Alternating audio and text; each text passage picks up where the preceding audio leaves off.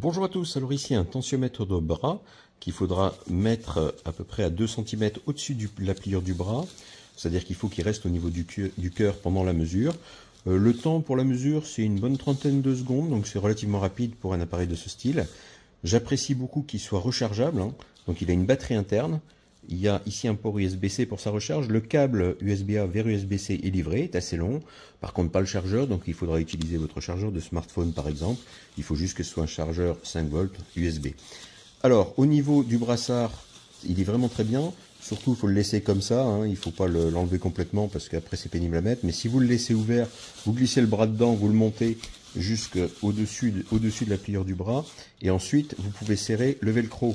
Alors, la circonférence est indiquée sur le brassard. Il accepte des bras d'une circonférence de 22 cm jusqu'à 42 cm. Donc, aucun souci de ce côté-là de compatibilité avec les bras. Ce que j'aime bien, c'est d'abord l'écran couleur, très lisible. Vous avez vu, il y a une échelle de couleur qui s'est affichée sur le côté. Alors, voilà,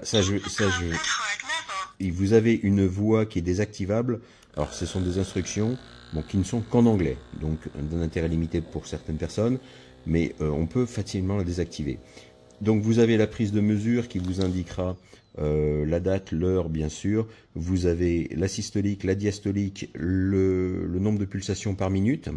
Et vous avez cette échelle de couleur que vous avez vue au début à l'allumage, qui vous indiquera si vous êtes dans les normes, en vert. Si vous êtes en jaune, c'est que vous avez une légère hypertension, en rouge, une hypertension marquée. Vous avez les fourchettes d'indiquer, comme d'habitude sur la documentation. Au niveau des fonctionnalités, vous avez le choix de 2 utilisateurs, 1 et 2, avec 120 mémoires, 120 mesures mémorisées pour chacun des utilisateurs.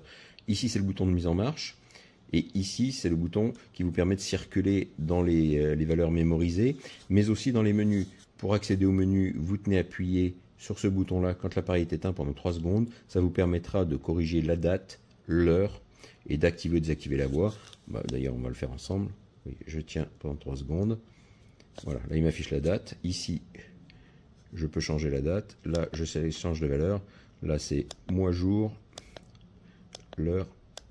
Et ensuite, speaker on. Donc ça, c'est le haut-parleur qui est on. Je le mets à off et je valide. Voilà. Donc très simple d'utilisation. Il est précis d'après ce que j'ai pu faire comme comparaison. Donc moi, je le recommande. Franchement, il est très très bien, précis, fiable et facile à utiliser.